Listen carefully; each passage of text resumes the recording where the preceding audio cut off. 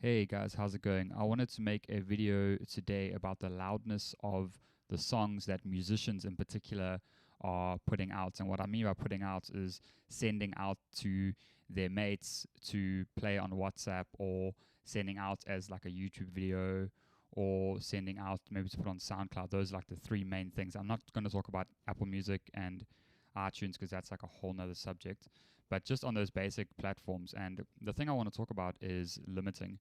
And what limiting is, it is essentially the amount that a platform like SoundCloud or WhatsApp or whatever will push the loudness of your music down. If it's too loud, it'll clip the high peaks of your audio, and then it will squash those down so that nothing kind of blows on their side or whatever. It's kind of complicated, but that's pretty much the gist of it. But what I wanted to do is I wanted to make a short video on a very quick and simple way for you guys to apply a basic processing to your mixes when they're done, when you're done writing them in your DAW, to make sure that this doesn't happen. And essentially what we're going to be doing is we're going to be limiting before we send it out of the DAW, whether that's Fruity Loops or Logic or Cubase or whatever.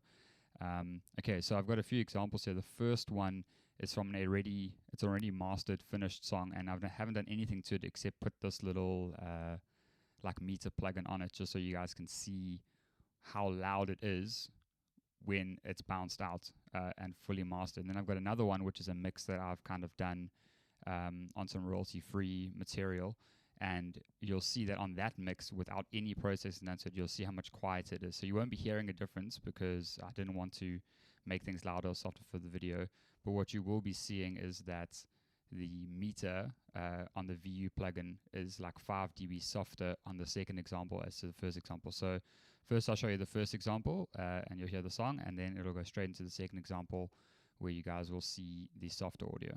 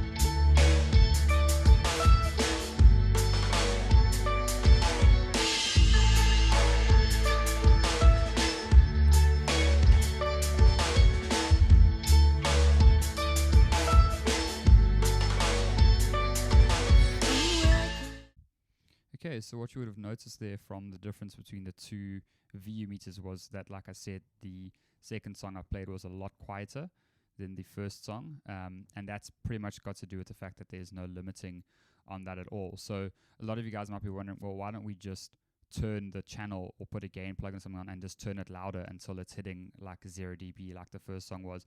Well, the reason you wouldn't just do this is because if you just turn something up, most of the song might be at 0 dB, but predominantly a lot of the peaks, like the high parts in the song, especially like the choruses or the drops or whatever, will actually go over, and they'll actually clip the master bus, so they'll go over 0, and you'll see the little on either the channel or the stereo out, it'll go into red or orange or whatever the color of your DAW makes it. And that's not what we want to do. What we want to do is we want to reduce those peaks by between, I would say, 3 to 5 dB, which you guys will see on the limiter plugin at the end of the video. And we want to reduce those peaks by that amount of dB, because here in the DAW we can hear what the limiter is doing, whereas once we upload it onto SoundCloud or whatever, we can only hear after it's uploaded and after other people have heard it. We can only hear the limiting, whereas here we can predict if that limiting is dangerous or not, and if it's a good plugin like the one that's included with Logic or with what I'm sure is on other DAWs, you'll hear that the limiting isn't as destructive as it could be on other platforms. So what I'm going to do is I'm going to replay the second song now with the limiter on, and then you guys will hear and see that it's louder, and then I'll discuss the controls on the limiter.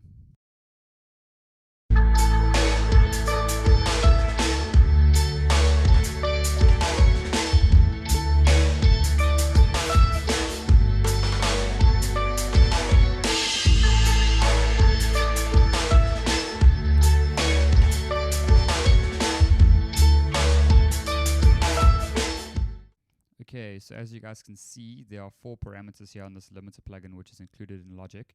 And the only 2 I want you to worry about are the gain plugin, which is the first parameter, and the third parameter, which is the output level parameter. And what I want you to see is that I've set the output level to minus 0.5 dB, which means that anything that goes over 0.5 dB is going to limit. And what you would have noticed when you looked at the VU meter in the early example is that at 0.5 dB, it never went over that. It was absolutely limited at that point. It was what we call brick-walled or square-waved at that point. And then the other parameter is the gain parameter, and that is like the gain you would put on just a normal gain plugin before the limiter, but Logic includes it within the limiter. So you can see there I've added, I think it's 8 dBs of gain. And then the output level set to 0.5, and then here on the far left hand side there's a reduction kind of meter, and on that reduction meter you would see that it was peaking anywhere between kind of 1 dB and 3 dB of gain reduction, and it wasn't sounding destructive at all, so I went with. And so that's pretty much a really basic mixing technique that you as a musician can start to apply when sending out your mixes. Is just to get it to a point, one, where it's going to be loud enough so that it's not too quiet amongst other tracks, and 2, that it's not going to be so loud that it's getting limited by whatever platform you put it on, and then that can be unpredictable. So go ahead and try putting a limiter plugin on the output of your track before you send it out, and let me know what kind of differences you guys experience. Thanks for watching. As always, head over to the page, like and follow, and thanks for the engagement.